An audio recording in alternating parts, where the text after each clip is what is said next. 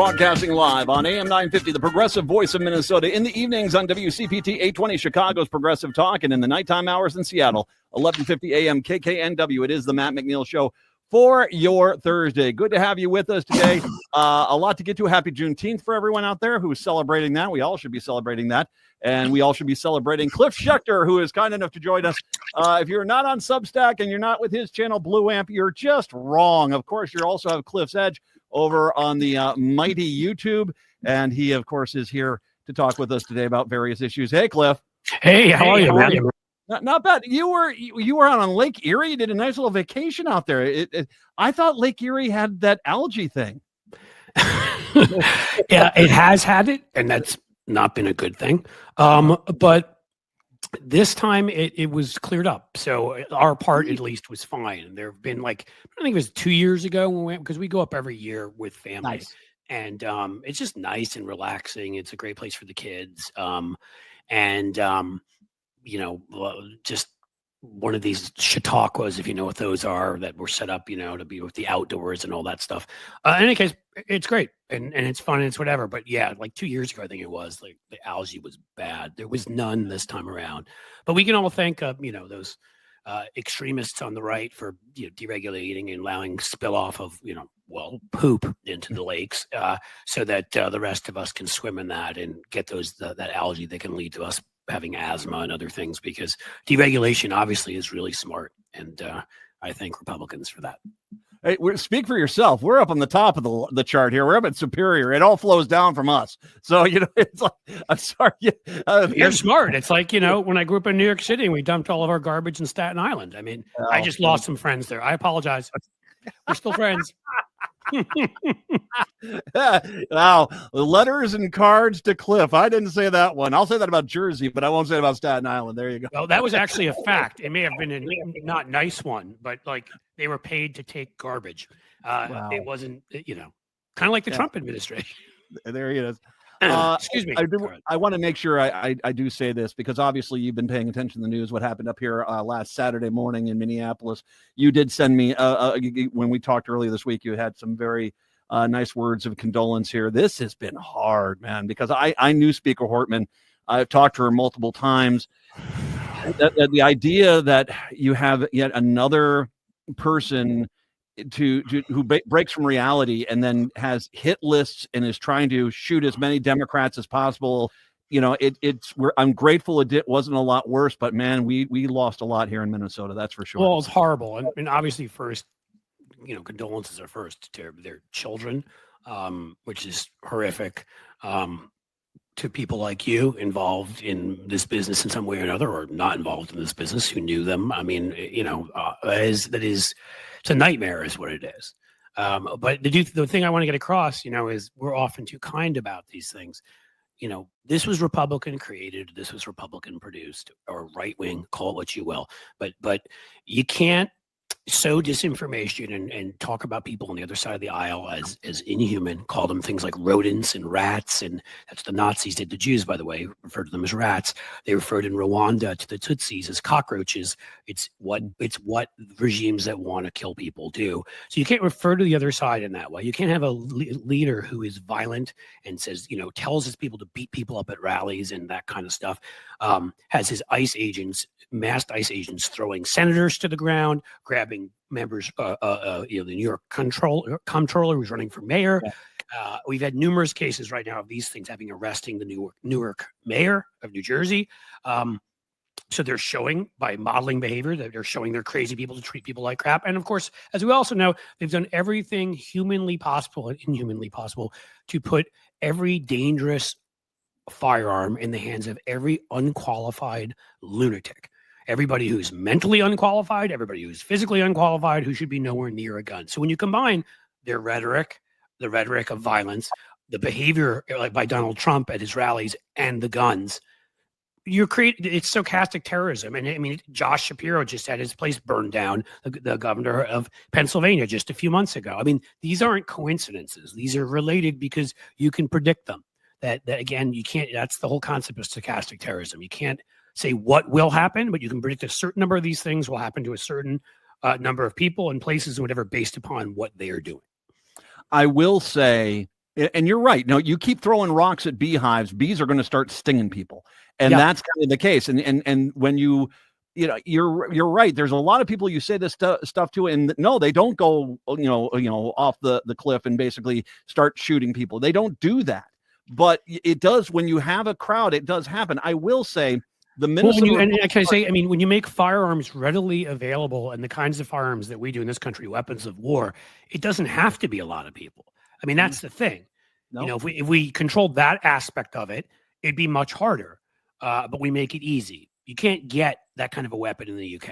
There was a political assassination there where some guy had to make, you may remember, an MP, and it was horrible. And she did end up dying. And so I'm not saying but he had to construct his own gun that maybe was able to fire one bullet or something like that. You just don't have the same thing in other countries as we have here.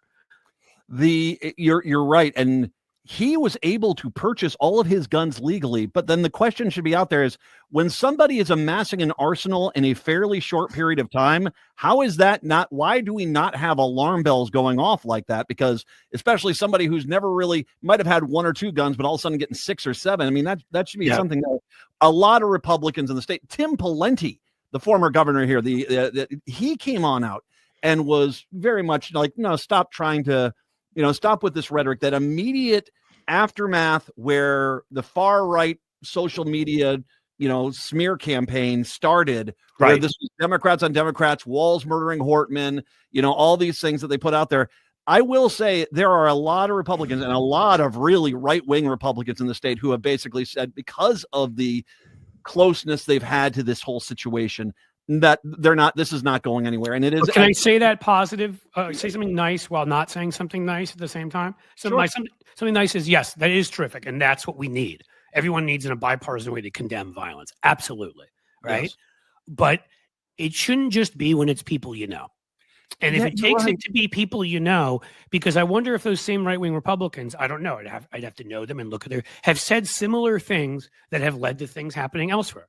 So, I mean, I don't want to even put people's names in the news that don't need to be, but a friend of mine who's a congressman who is not from, Minnesota, had their name on that list. Mm. So, I mean, it strikes pretty close to home for me. Mm-hmm. And again, I saw this again and again when I did a lot of work with Mayor Bloomberg's Everytown for Gun Safety, which I always disclose at some point during these conversations, which is there's always a sign like that. Again, if you're suddenly buying 6,000 bullets, like the guy who showed up in the Joker mask and shut up the movie theater in Aurora, it's a pretty good sign you're going to do something like that. If you're suddenly amassing an arsenal of guns, I also don't know what his history is and don't know how our laws may have because there's usually a misdemeanor type thing where, they ignored it, or there's something where, there's always something there, some sign. I can't think of almost any time where someone came out of nowhere and did something like that. I will say this guy does seem to be fairly short term, that it was earlier last year, he lost his job, he started going down, and it seems like he went out to his ministry in the Congo, and I mean, it went downhill pretty quick from that. He doesn't have that record. He doesn't have this. But your point about the bullets is such a good one. But buying a lot of guns or bullets is still a sign. It should be a sign that the FBI or somebody should check in. Yeah, why isn't that raising a red flag that when someone is buying enough ammunition to outfit a third world military, you should be saying, okay, what's going on here? Why should you be allowed to buy that much ammunition or weapons? Yeah. I mean, if we're going to be honest here, if we're going to really talk about a Second Amendment that had something to do with well-regulated militias and making sure states could protect themselves because they had no standing armies, and to put down Shays Rebellion and the Whiskey Rebellion, and not the made-up BS version of the Second Amendment that Alito and those guys pulled out of thin air, that Justice Warren Burger, the conservative Justice Warren Burger, appointed by Nixon, said was the biggest fabrication he'd ever seen in the history of American politics. I mean, again, it's not, it doesn't mean that I don't think people should have a right to gun ownership, but maybe, most of the other countries that allow it, Canada, Scandinavian countries, they also do mental health checks regularly on people that own weapons. That probably could have helped here too. If you are going to spend either billions of dollars because fentanyl is a problem, because kids are dying of fentanyl, and once again, horrible thing, sure, spend the money to stop that. Or if you're out there saying because people have used fertilizer for bombs, we're going to regulate how much fertilizer you can buy. But yet we look at, once again, the story that was out this morning I posted, the number one killer of kids in this country is guns. Right. And you point that out, and the first thing they say is, well, that's what the founding fathers wanted. Yeah, sure. They could. The guys when it took a full minute to reload, their musket, they were thinking of an assault rifle that can take out an entire field. I mean, it's stupid, but also any historian that understands that period and will tell you that they meant nothing. There was no individual right. There never was that. This is made up. And if we wanted to let some folks have that right, sure. But a lot of responsibility can come with that right, as in mental health checks, as in limited purchases, as in full background checks, as in you can't own weapons of war. All these kinds of things that Canada does that has a lot of gun ownership, but does it in a sane way. Switzerland, tons of gun ownership. Also, another one. Right. The Scandinavian countries also. Yep. We are going to take a break and I'll come back. I do want to talk about Iran and that whole thing, but I do want to give you a platform right now because you are what they call hot. You are going crazy. Your Substack. I'm sweating a little bit. It's hot in here. Your Substack is going crazy. Your YouTube page as well, just over 120,000 followers there. You got a lot going on there. I want to make sure we drive people to the right sources to get all their Cliff needs. That's awesome. Do you want me to tell people where to go for Cliff needs? The Substack's pretty straightforward. Blue Amp, so the word blue and amp, as when we amplify blue. Blueamp.co. We don't need the M at the end because we're cooler than that. So blueamp.co. Not really. It was already taken. And then Cliff's Edge. So youtube.com @Cliffs_Edge. Again, if Cliff's Edge had existed, we would have just grabbed that, but I needed an underscore because some other jerk took it first. So @Cliffs_Edge, that's the YouTube.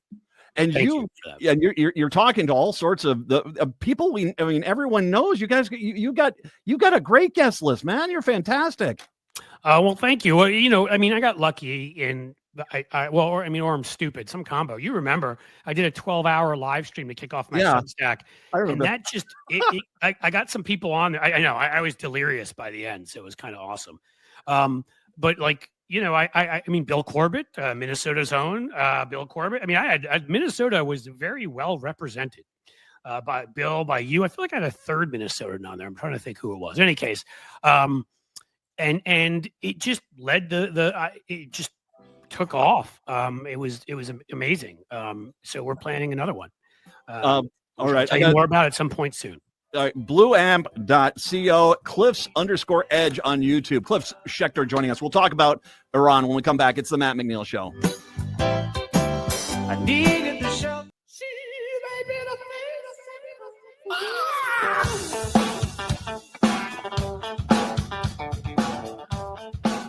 It is the Matt McNeil Show. Cliff Schecter kind enough to join us once again. Blueamp.co over on Substack, and of course on YouTube. Cliffs_Edge is where you can find him.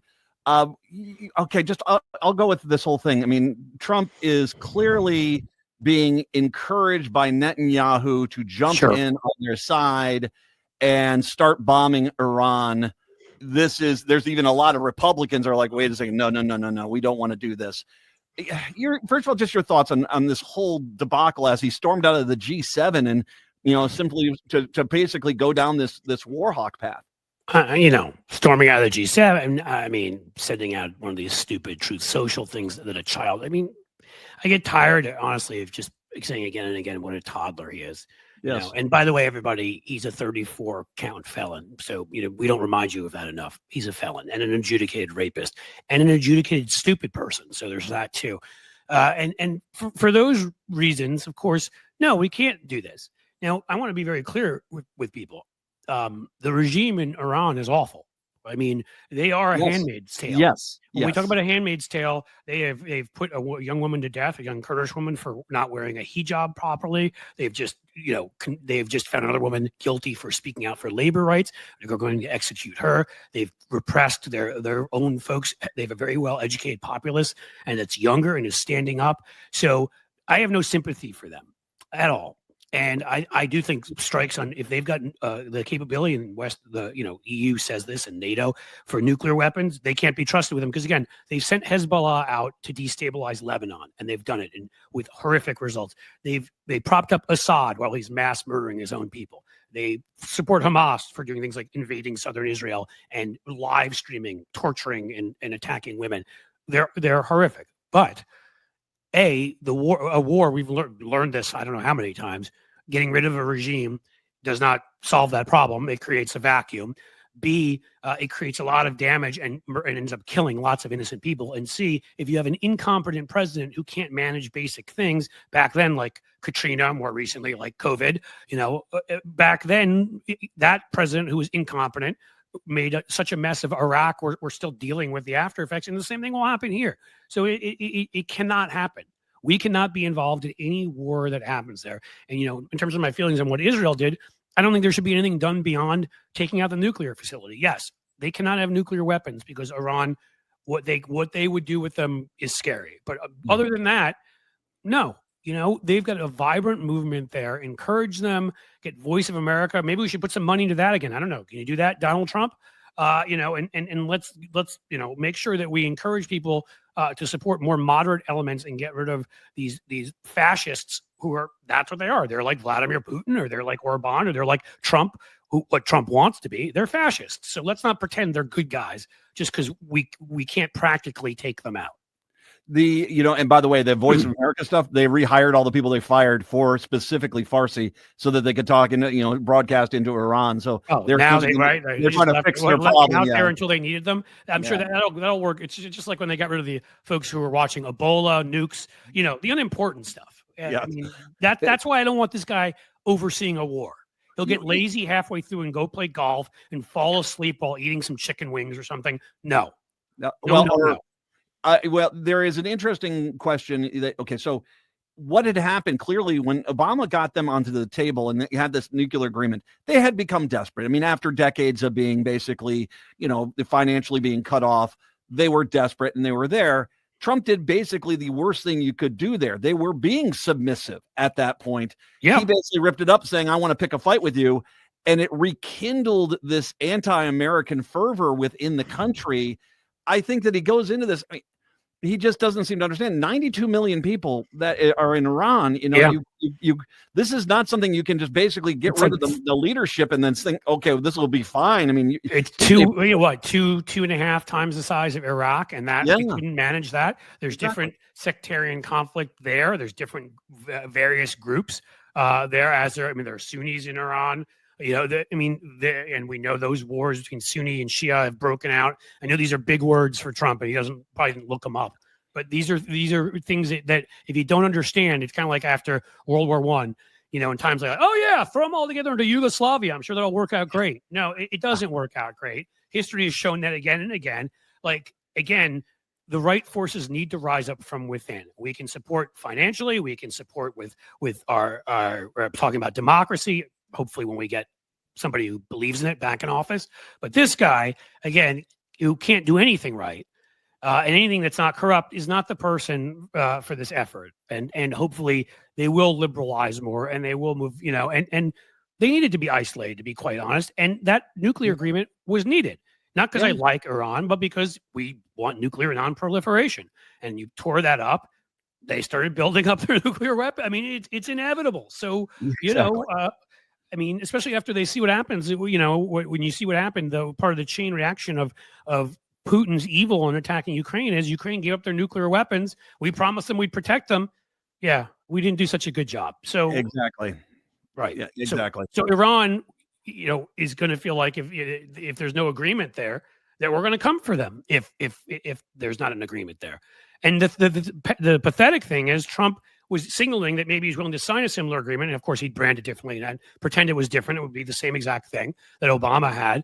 But Netanyahu undermined him. I think that was part of why he bombed when he bombed. So Trump couldn't sign this agreement. So that should just show everybody yet again how, and if Democrats could message better, how weak and pathetic Donald Trump is. He has been attacked by Elon Musk and mocked. He has been attacked now by Tucker Carlson and mocked. He's been attacked by Putin, who's made fun of him. Hell, North Korean TV makes fun of his parades. I mean, he's weak and pathetic, and clearly Netanyahu's not scared of him. Last thing here, we have our complete and total military is 2 million people. That includes all active duty, reservist, and National Guard.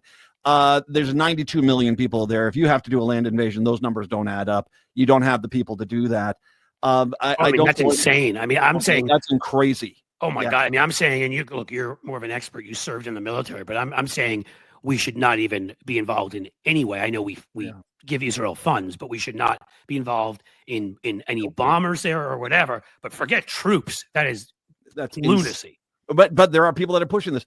There was an interesting question that Trump's poll numbers are dropping, and they're dropping significantly. But people said as long as he stays above water with just Republicans, he will keep doing what he's doing. Will this knock that down, do you think?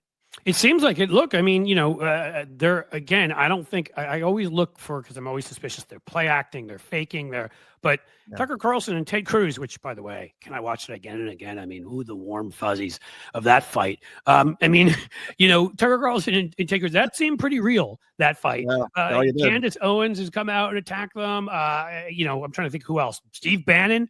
These are not small voices with no platforms, and a number of members of Congress on the Republican side. So, good, fight each other. And Elon's attacking him over the stupid budget bill. Good, fight each other. I mean, all the better for us. Better for you. And seriously, this is USDA required daily intake of Cliff Schecter. The Blue Amp channel over on Substack. That's blueamp.co on Substack. Cliffs_edge on YouTube. Fantastic stuff there. You will get all you need, and you will be smarter. And trust me, he's got great guests. He's got great insight. You want to be following him. He is the one. If I had to pick the top, it's Cliff. Cliff. That's way too nice, and you're probably drunk. But no, seriously, thank you for the compliment. That's awesome. Cliff Schecter, thank you very much. We'll talk to you soon. We'll take a break. Come on back. It's the Matt McNeil Show on your Wednesday or Thursday.